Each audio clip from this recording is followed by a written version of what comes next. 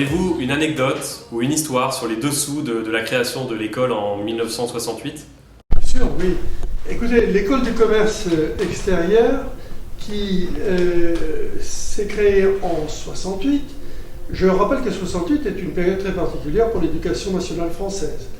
Il y a eu quand même une remise en question de l'ensemble du schéma d'éducation et créer une école à une période aussi mouvementée avec une grève générale qui a duré plus de 3 mois était quand même déjà une gageure importante. Alors cette école s'est créée à la fois par besoin, mais aussi par accident.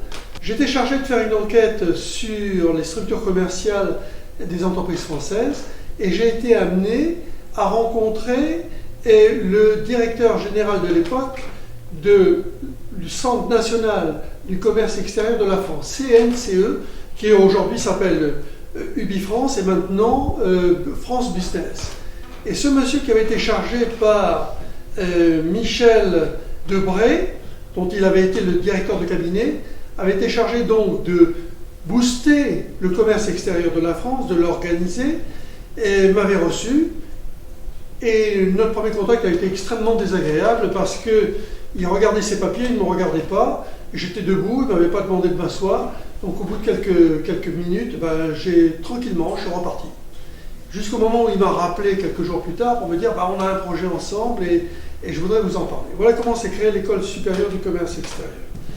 Ceci dit, ce n'est pas un projet qui est arrivé sans maturité, sans réflexion. C'est un projet qui a été longuement étudié et qui correspondait à une réalité et à une vue prospective du développement de la France et du développement de l'Europe. Quel regard portez-vous aujourd'hui sur les 50 ans parcourus par l'école depuis sa création? Je peux vous dire que je suis très fier.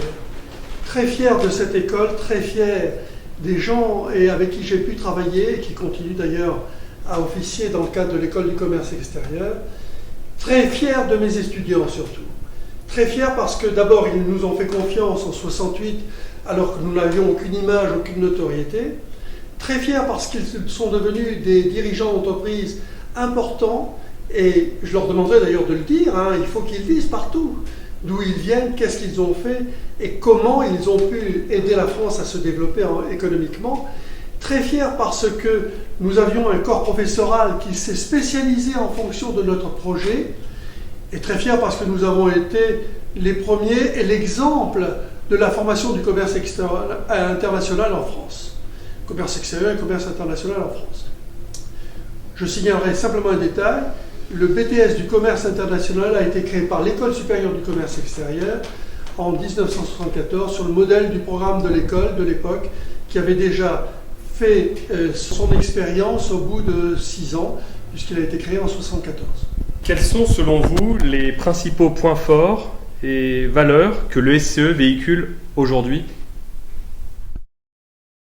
D'abord, le SCE véhicule cette image d'une école sérieuse qui est bâtie sur des principes, qui est bâtie sur la volonté de représenter la France et dans le cadre du commerce international, qui œuvre pour les entreprises et leur efficacité. Je crois que c'est les points les plus fondamentaux. Et c'est une école qui ne repose pas sur une image créée, mais elle s'est créée l'image réelle de l'efficacité. Comment imaginez-vous le SCE dans 50 ans? Très bonne question. Écoutez, dans 50 ans, le SCE sera probablement un des leaders européens au niveau de la formation au commerce international. Juste un mot pour expliquer pourquoi. Ça dépend d'une volonté que nous avons eue en 2001 de nous associer au premier groupe mondial d'universités internationales qui s'appelle Laureate International University. C'est un ensemble qui représente aujourd'hui, je ne parle pas de l'historique, 162 universités à travers le monde.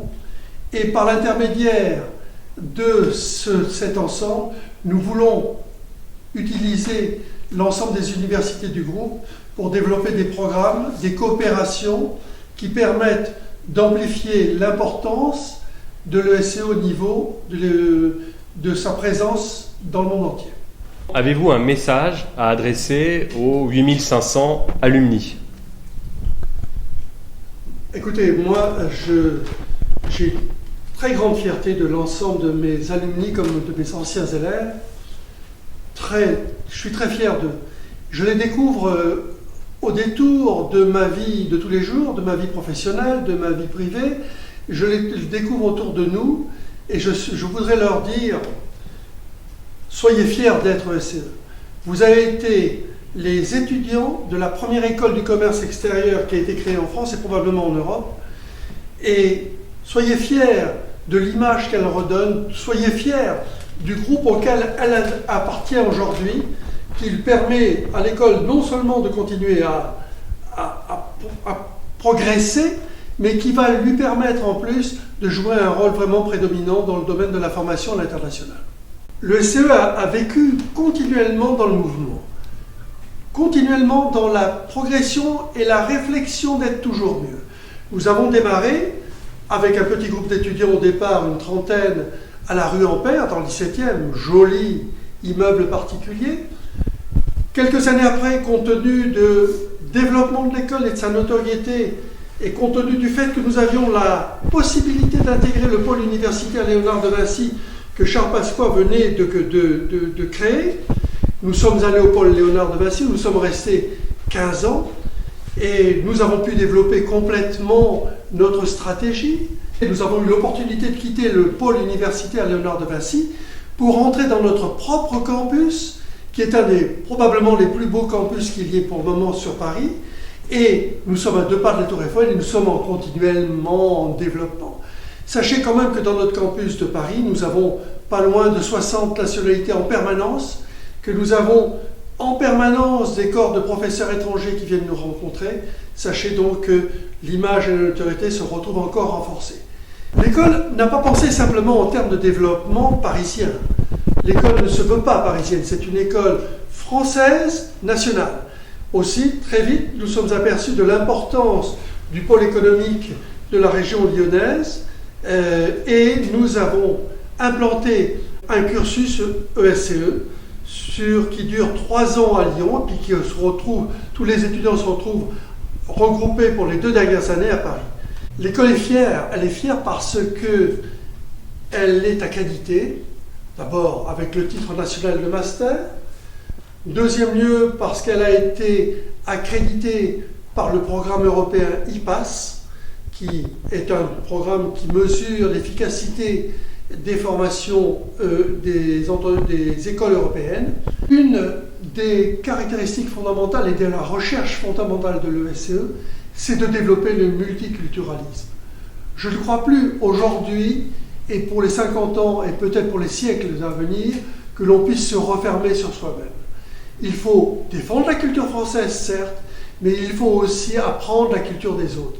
Et ce qui est fait dans le cadre de l'École supérieure du commerce extérieur, former les gens à devenir de véritables multiculturels, qui acceptent les autres, qui les comprennent et qui puissent s'identifier aux besoins de l'entreprise qui les emploie en France ou à l'étranger.